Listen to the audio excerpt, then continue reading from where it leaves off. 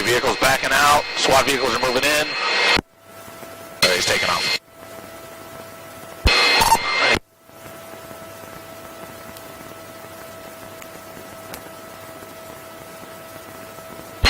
There you go. SWAT's going out on the vehicle. All right, good afternoon. I'm Assistant Sheriff Andrew Walsh, and I'm here to brief you on the additional details as we know them today about an officer-involved shooting that occurred on Friday, November 4th, 2022. This is officer-involved shooting number 12 for 2022 and the 7th fatal officer-involved shooting we've had so far this year. At the same time last year, there were 8 officer-involved shootings. 5 of those were fatal. This event was initiated as a stakeout event on November 4th, 2022 at 6:17 p.m. The officer-involved shooting occurred in the 6200 block of Spring Mountain Road in Las Vegas, which is located in the Spring Valley Area Command, and you can see that area depicted on the screen and the map on my left. The involved officer in this officer-involved shooting is Officer Dwayne Ferrin.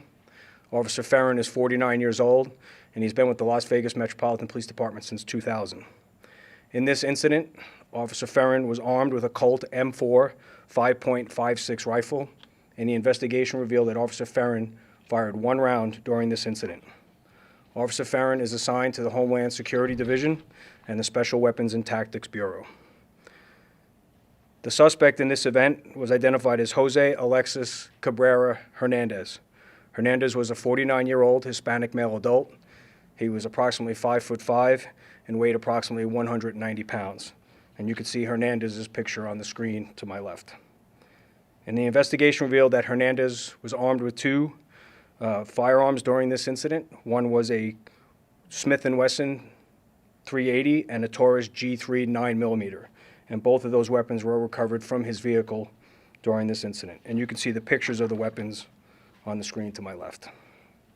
Homicide detectives learned that Cabrera Hernandez had fired 6 shots from the 9mm handgun during a homicide event that occurred earlier in the day in the 200 block of Kipling Street.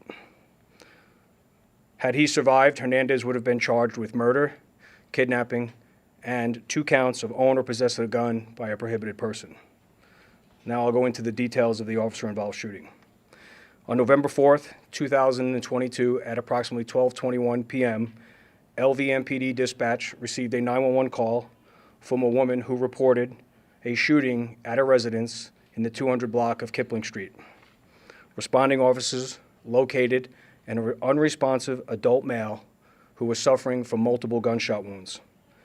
The victim was pronounced deceased at the scene by medical personnel. Responding detectives quickly determined that the victim had been shot by his girlfriend's ex-husband, Jose Alexis Cabrera Hernandez. Detectives also learned that Cabrera Hernandez had taken the ex-wife's adult brother hostage during this incident.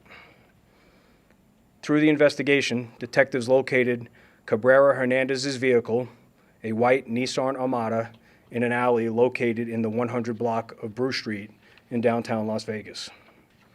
Due to the fact that detectives believe Cabrera Hernandez was armed and still holding a hostage, SWAT was requested to assist. Shortly after detectives confirmed Cabrera Hernandez and the hostage were inside of the vehicle began to drive away, and at one point, we learned that the hostage was zip-tied while inside the vehicle. Detectives and the air unit covertly surveilled and followed the vehicle as Cabrera Hernandez drove throughout the valley for approximately 1 hour. While he was driving with the hostage in his vehicle, Cabrera Hernandez called his ex-wife approximately 4 times, and he admitted to killing her new boyfriend because he was getting in the way of them repairing their relationship and getting back together. Cabrera Hernandez also told his ex-wife that he would trade her brother in exchange for his passport and for her so that they could go to Mexico together and repair their relationship. At approximately 8:46 p.m., Cabrera Hernandez drove into the parking lot of a business complex located in the 6200 block of Spring Mountain Road. After being parked in that parking lot for a short amount of time, Cabrera Hernandez and the hostage exited the vehicle and began to walk away. As SWAT units were arriving in the area, Cabrera Hernandez made the hostage get back into the vehicle, Once they were back inside the vehicle, Cabrera Hernandez started to drive away. However, through the use of multiple vehicles, SWAT was able to stop the vehicle in the parking lot and block it in. SWAT officers exited their vehicle and quickly approached to rescue the hostage from the suspect's vehicle. As officers were attempting to rescue the hostage from the vehicle, Officer Ferrin fired one round from his rifle at Cabrera Hernandez, who was in the driver's seat. The hostage was rescued from the vehicle unharmed, and Cabrera Hernandez was removed from the vehicle to be treated by a tactical doctor and a medic who are embedded with our SWAT team.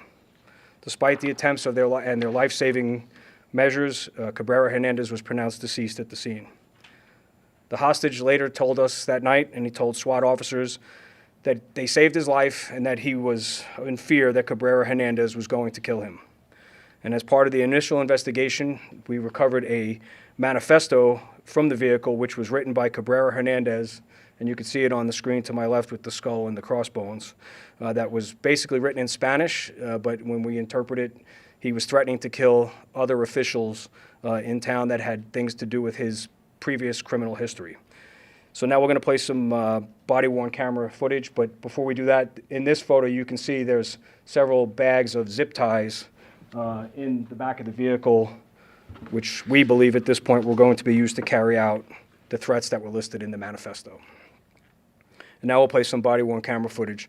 The first video you're going to see, this is Cabrera Hernandez's vehicle that looks like it's pulling out of the parking space, and the larger vehicles you see are our SWAT vehicles as they entered the parking lot. Okay, vehicles backing out. SWAT vehicles are moving in. There, he's taking off.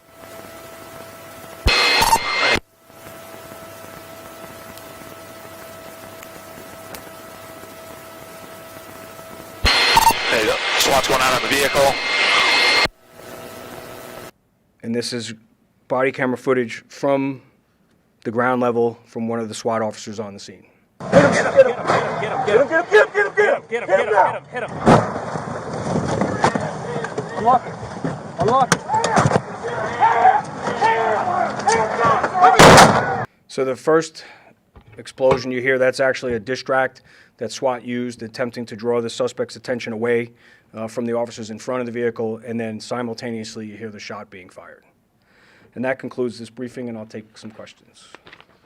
That's a harrowing scene for officers. 8 hours after a homicide, they're chasing around a suspect who has someone zip-tied in a car. Can you talk to kind of the efforts of Metro? It sounds like it was a valley-wide chase. Yeah, it's a great question, Sabrina. So it goes on. It starts at around noonish, like we said, and you know that you have a murder. You know the person that you're looking for is capable of taking a human life, which obviously ups the ante for us from the start. Then he has a hostage that we know he's zip-tied from the scene and driving around with him. So, when they had the opportunity in this parking lot, the car is pretty much by itself. There's nobody else there. It's a closed business complex. It's a very harrowing scene. It's a harrowing decision to make an attempt to try to rescue the hostage and get him out of the car peacefully. So that's what the goal was there, obviously. But, obviously it turned out differently because of the actions of the suspect in this case.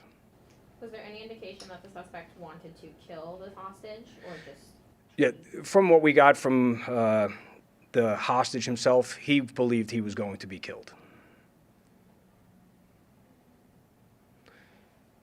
All right, that concludes this briefing.